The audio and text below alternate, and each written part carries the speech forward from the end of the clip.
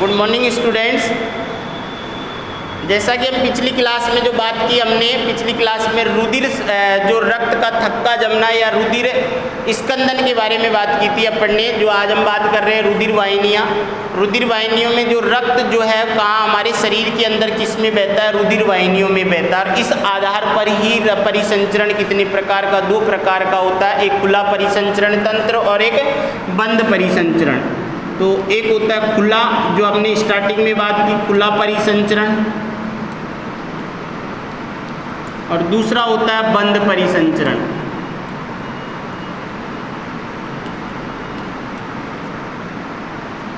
तो हम यहाँ पर जो बात कर रहे हैं वो करेंगे बंद परिसंचरण की, अर्थात रक्त किस में बहेगा, रक्त नलिकाओं में बहता है, रुधिर वाहिनियों में बहता है, उसे ही क्या कहा जाता है, बंद परिसंचरण कहा जाता है।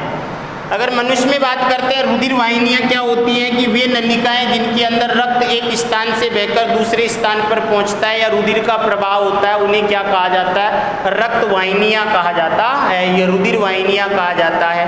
तो हमारे शरीर के अंदर तीन प्रकार की रुधिर वाहिनियाँ या तीन प्रकार की नलिकाएँ पाई जाती हैं, जिसमें एक होती है रुधिर धमनियाँ, शिराएँ और केशिकाएँ। सबसे सूक्ष्म नलिकाएँ जो होती है वो क्या होती है, केशिकाएँ होती हैं। ये सबसे सूक्ष्म नलिकाएं होती हैं। ये क्या होंगी, सबसे सूक्ष्म नलिकाएं, अर्थात सबसे छोटी नलिकाएं होती हैं, और यही क्या काम करती है, धमनियों और शिराओं को जोड़ने का कार्य करती हैं। ये धमनियों व शिराओं को जोड़ने का कार्य करती हैं। तो ये सूक्ष्म नलिकाएं जो हैं कौन, केशिकाएं। सबसे छोटी कौन है, केशिकाएं। रुधिर जो जाएगा सबसे पहले कहाँ से जाएगा, धमनियों में, शुद्ध रक्त। तो अगर अपन बात करते हैं यहाँ पर धमनियों की, तो धमनियाँ जो हैं इनमें शुद्ध रक्त बहता है, इनमें शुद्ध रक्त बहता है। और जो शिराएं जो है इनमें कौन सा रक्त बहेगा, इनमें अशुद्ध रक्त। तो अब देखो हृदय से अगर बात करते हैं तो हृदय से शुद्ध रक्त, हृदय का काम होता है रक्त को पंप करने का, अर्थात हृदय एक तो रक्त को भेजता है फेफड़ों के अंदर। अगर परिसंचरण में आगे अपन बात करेंगे यहाँ पर,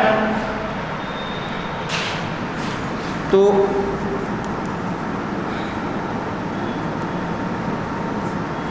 ये हृदय है, हृदय से रक्त जाएगा हमारे शरीर के अंदर, शरीर के भागों में, और यहाँ पर शरीर, ये फेफड़ा, फुफ्फुस जो है अगर अपन बात करते हैं तो फुफ्फुस का काम होता है गैसों का आदान प्रदान, अर्थात यहाँ पर रक्त शुद्ध होता है। शुद्ध का मतलब क्या होगा कि रक्त ऑक्सीजन ग्रहण करता है और कार्बन डाइऑक्साइड छोड़ता है।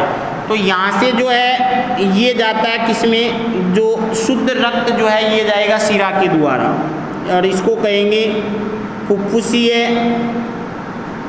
शिरा। ये अपवाद है, बाद में अपन पढ़ेंगे इसको, ये अपवाद है फुफ्फुसीय शिरा। और हृदय से अशुद्ध रक्त जो है फुफ्फुस के अंदर जाता है, ये जाता है फुफ्फुसीय धमनी के द्वारा, फुफ्फुसीय धमनी। तो ये भी अपवाद है, ये दोनों अपवाद रहेंगे, क्योंकि धमनियों में हमने लिखा है कि शुद्ध रक्त बहता है और शिराओं में अशुद्ध रक्त बहता है। परंतु ये तो फुफ्फुसीय धमनी है, इसमें अशुद्ध रक्त बहेगा, इसमें कौन सा रक्त रहेगा, अशुद्ध, अशुद्ध रक्त। और इसमें कौन सा रक्त रहेगा, इसमें शुद्ध रक्त बहता है। अब क्या किया जाता है, फेफड़ों से रक्त ग्रहण किया, फुफ्फुसीय शिरा के द्वारा हृदय में आया, और हृदय से यहाँ से जो है वो किसके द्वारा जाएगा, धमनियों के द्वारा। किसके द्वारा जाएगा, धमनियों के द्वारा शुद्ध रक्त को कहाँ पहुँचाया जाता है, शरीर के अंदर पहुँचाया जाता है, शरीर के विभिन्न भागों में पहुँचाया जाता है। उसके बाद में जो शरीर जो होती है, शरीर की कोशिकाएं, ऊतक जो होते हैं, उन ऊतकों के मध्य क्या पाई जाती है, जो धमनियां जो होती हैं वो किस में बढ़ जाती है, धमनिकाओं में। और धमनिकाएं आगे जाकर और छोटी नलिकाओं से जुड़ी रहती है जिनको बोलते हैं केशिकाएं। तो कोशिकाओं तक जो रक्त जा रहा है वो कहाँ जा रहा है, धमनिकाओं और केशिकाओं के माध्यम से। और जैसे ही केशिकाओं जो है यहाँ से क्या हो जाती है, ऑक्सीजन का बाहर निकल जाती है। ऑक्सीजन क्यों, ऑक्सीहीमोग्लोबिन जो बनता है वहाँ पर टूट जाता है, टूट कर क्या बना लेता है वापस, ऑक्सीजन प्लस हीमोग्लोबिन। तो ऑक्सीजन तो ऊतक और कोशिकाओं में चला जाएगा और केवल अशुद्ध रक्त जाता है, जो कार्बन डाइऑक्साइड जो यहाँ पर मिल जाएगी इसमें। अब ये केशिकाएं रक्त को लेकर कहाँ जाती है, सिरिकाओं, अर्थात सिराएं जो होती है उनकी छोटी शाखाएं होती है, उनको बोलते हैं सिरिकाएं। और ये सिरिकाएं जो है वो सिराओं के माध्यम से रक्त को कहाँ ले आती है, हृदय के अंदर ले आती है। और हृदय जो है किसके द्वारा, फुफ्फुसीय धमनी के द्वारा वापस कहाँ पहुँच जाता है, रक्त फेफड़ों के अंदर पहुँच जाता है। इस तरीके से ये धमनी और सिराएं बटी रहती हैं। उसके बाद में अगर अपन धमनी और सिराओं की ये देखते हैं तो ये तीन प्रकार की ऊतकों या तीन प्रकार के स्तरों के द्वारा बनी होती है, जिसमें बाह्य कंचुक है, मध्य कंचुक और अंत्य कंचुक। पहला है बाह्य कंचुक, दूसरा है मध्य कंचुक,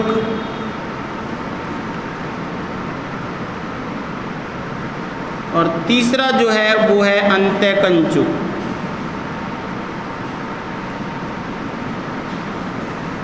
ये तीन स्तर हैं इसके, जिनके द्वारा अर्थात जो भी रक्त वाहिनी जो है ये बनी होती है। एक बाहरी स्तर हो गया, एक मध्य स्तर हो गया और एक आंतरिक स्तर हो गया।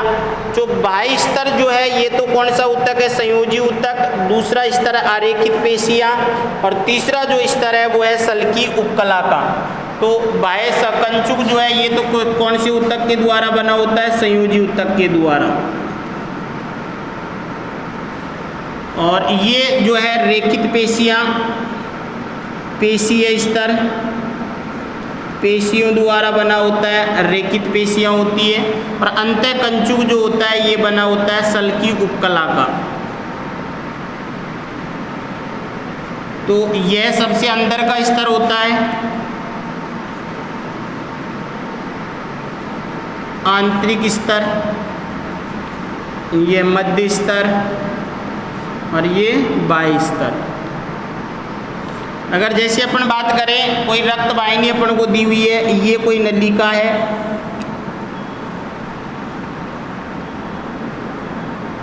तो इसमें ये सबसे बाहरी स्तर जो है ये तो कौन सा बना हुआ है, बाह्य कंचुक। दूसरे नंबर का जो ये स्तर जो है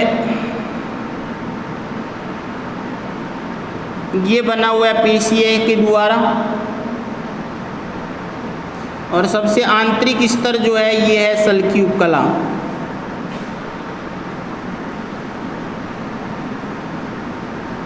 ये किसका बना हुआ है, सल्की। इस तरीके से ये तीन स्तरों की बनी होती है। और ये जो बच जाती है ये तो क्या हो गया, बाह्य कंचुक। ये क्या हो गया, मध्य कंचुक, ये वाला।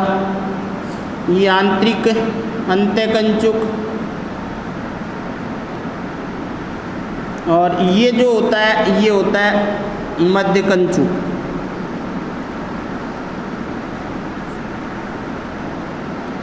ये तीन स्तरों की बनी होती है। कौन है, जो रक्त वाहिनियाँ जो होती है इनकी दीवार, जो धमनियाँ जो होती है, धमनियों का जो मध्य स्तर जो होता है या सल्की उपकला जो है वो क्या होता है, मोटा होता है। मोटा होने के कारण धमनियों की दीवार या गुहा जो होती है वो क्या होती है, सक्रिय होती है। तो धमनियाँ जो होती है इनकी दीवार मोटी होती है, और जिसके कारण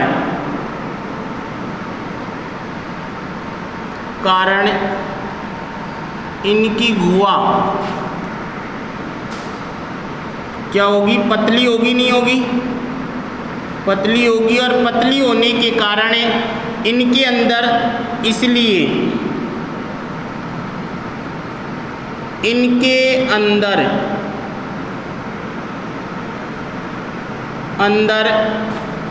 रक्त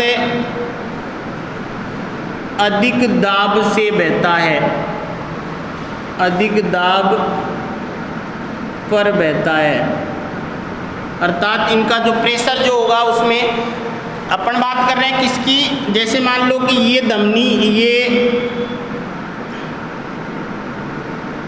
एक मान लो एक नली का ये है और एक नली का ये है, दोनों वैसे तो समान हैं परंतु जो दीवार का फर्क है, दीवार का फर्क होने के कारण जैसे मान लो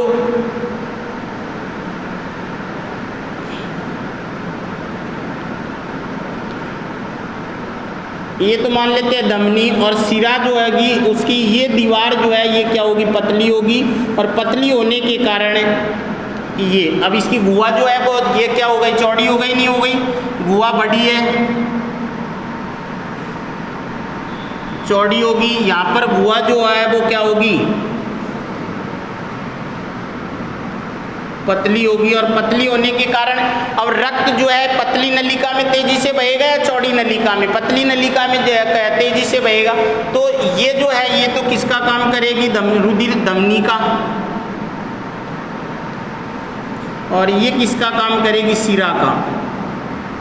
तो सिरा में दाब जो है वो कम होगा जबकि धमनियों में दाब क्या होगा, अधिक होगा, अर्थात धमनियों में जो रक्त जो है वो तेजी से बहता है जबकि सिराओं में जो रक्त है वो धीरे धीरे बहता है। एक अंतर तो इसका ये हो गया। उसकी बाद बात करते हैं धमनियाँ जो हैं इनमें कपाट नहीं पाए जाते हैं जबकि सिराएं जो होती हैं, कपाट का मतलब जैसे अगर धमनियों की बात करते हैं तो धमनियाँ जो होती हैं जैसे हृदय से जो रक्त जाता है शरीर के अंदर वो जाता है एरोटा के माध्यम से, महाधमनी के माध्यम से, और हृदय से फेफड़ों के अंदर जो रक्त जाता है वो जाता है फुफ्फुसीय धमनी के माध्यम से।